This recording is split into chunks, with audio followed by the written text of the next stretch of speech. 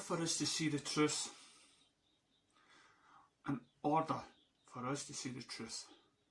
we must open our eyes to every possibility out there. Our own self-beliefs must be put to the side, and we must take what we see in and try to make sense of it. And make sense of it in a way where it might be out of our comfort zone. We have vast billions of galaxies and space and everything else out there that we are just discovering in the last century. And we believe that we understand it all. We are now at this awakening time when we are questioning our own beliefs, our religion, and you're no less of a person, no less of a man with faith or woman with faith or good intentions than you are if you question things. By all means, keep your religious beliefs, keep your views on how to be a good person, but at the same time, open your mind to the possibilities that there is more out there. And we are on the cusp of understanding it all, and that we should be understanding that the space and everything else that's out there is not a mystery. And in fact, when we die, we know what it is. If you like to believe there's a man in the clouds or a woman, God or whatnot, and that you're seeking for the meaning of life, and you hope that when you die, that you will understand it. But what if the meaning of life is right there in front of us? That it's not a mystical sort of answer that we have to wait for when we die. What if it's deep within us? There's been so many things under hypnosis, so many things that I've witnessed by young kids in reincarnation that can remember past lives. And there's documentaries now growing, and I'll be adding those clips to my TikTok where you can see it without fear of so-called money people that claims copyright. I'll be putting these moments, but I want you to go out and discover yourselves. There's a great documentaries out there. One on Amazon called The Ghost Inside My Child. There's one on Netflix called Surviving Death. Stop closing your eyes and ears to these people that are just like you and I, telling you about what happened to them, about what they experienced, what their children is saying to them in such a young age that we believe that when you're born innocent and you're free of the complexities of people telling you what's right and what's wrong. They've got a more open mind. Kids tell you the truth because they don't see any fault or reason or why it's wrong to say that because of some sort of religious belief. Life, your consciousness, is eternal. I have went on this journey and I have listened to so many people and documentaries, and believe it or not, there's been some that have blown my mind and so far-fetched it couldn't understand. But then our history can be so much far-fetched. Our weird idea that we understand space, that we understand what God is or how the system works, that is far-fetched. The fact that there are billions of galaxies and the chance of aliens being there is ludicrous to think that there is no other life out there, that there's no other life that can be more advanced in the knowledge of the way the universe works. And when we look at these things and the fact that there is astronauts out there that is basically saying to us that they have seen stuff, they have witnessed stuff. People around the world have witnessed stuff. Why do we not stop and sort of believe and take them for their word? Because it questions our own sort of ideas and our own beliefs. Well, when there has been people that has been changed because they have witnessed these things, their attitude to life, and it's all been good. If you want to believe in something, that there is a good force out there and there's a bad force out there. Good, evil, negative, positive, aliens or whatnot. As I said, I just recently watched The Cosmos, the cosmic story.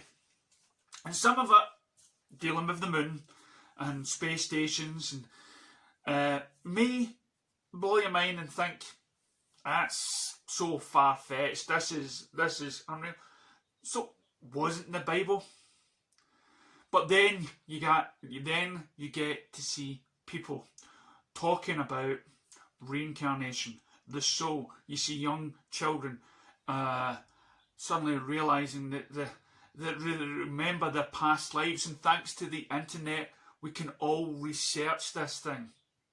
We can all stop questioning that people we once thought were lunatics or crazy.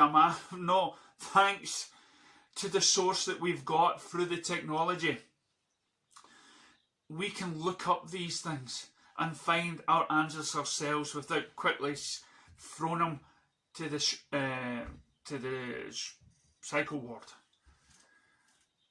And there is a story I just witnessed where a young child remembered being killed and remembers her first mum, her first dad, and when shown photographs, a mixture of photographs of different houses and different people, she alone pointed to the people in her past life. She got all the questions right. And so the idea of reincarnation actually connects from that story to many other stories about reincarnation, about it being your soul coming back because it's not ready to transcend to the higher awareness level. And it's until we get to this higher awareness, then we'll never transcend, and we'll always keep being reincarnated as someone else until we somehow become more aware. And there's beings out there that know this. There's beings out there that want us to get to that level. So when you start listening to stories, now here's another thing. It's said that the islands of the world were once connected. This is why we're having animals found on different continents and that have no flying capabilities. So how did they get from that island and be found on that island, and plant life and what it's been? So scientists and everything else has said at one point the world, the islands were all connected.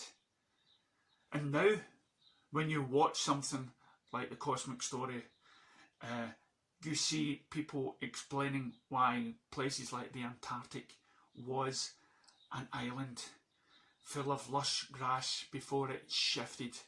If you want to believe in the Bibles, then they would tell about floods, about earthquakes, about places, and that all deals with the islands of the world changing position and wiping out, cities, billions of people dying and whatnot, and it's just, and if so maybe there's something in those holy books that are actually true, and they're trying to decipher, and when you look at these books, there are actually possibility be some form of history books. There is an amount of truth in it.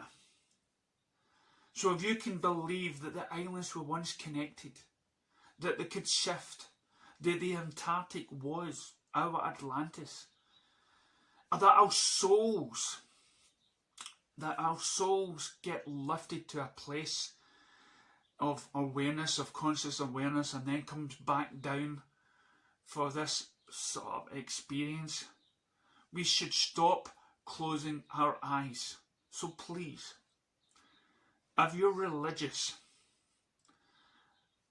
then please open your ideas to the other billions of key witnesses reports, people talking from their heart, science and everything else. We need to all wake up. And I honestly believe that we are slowly waking up to the idea that not everything is what it seems, that our life on this planet, our deaths that we lost, is not what it seems. Life is eternal. Life is an experience, no matter how good or how bad, how long or how short it is. But the main message I've been getting in all this is to be good to one another, and throw all this rubbish of politics and wars to the side, because it's not needed. It is not needed. This life experience is just here for us to enjoy. I know I've gone off one subject to the other, and the main, because it aggravates me that there are so many people that are close-minded right now, and I feel my eyes have been opened. And when I see young children who cannot for the life of me know about these other families around the world, these other events around the world, they have not been, because they are young, they're under 5 years old, and they can tell you about these past experiences. That they can tell you exactly what happened to them, because they're innocent mind, they're good souls, and we refuse to listen to our kids. We refuse. But when you hear these things, and when you go and research it, and you see that your young child has basically said everything that you have found, there's no way your child, who probably cannot read at the moment, have that technology, have those, have that sort of mental ability to read or to remember those images of a past life, if he or she did not live them. That itself is proof of reincarnation. And if that is evident enough, then you have to start listening to the other stories that are so far out there that will question your belief system. You've got to start listening. Because I believe if you start listening to all these other stories, and you'll have a much better view of your world and of your life, and it will start making your life a lot happier. So let's meditate on that for a minute. Thank you.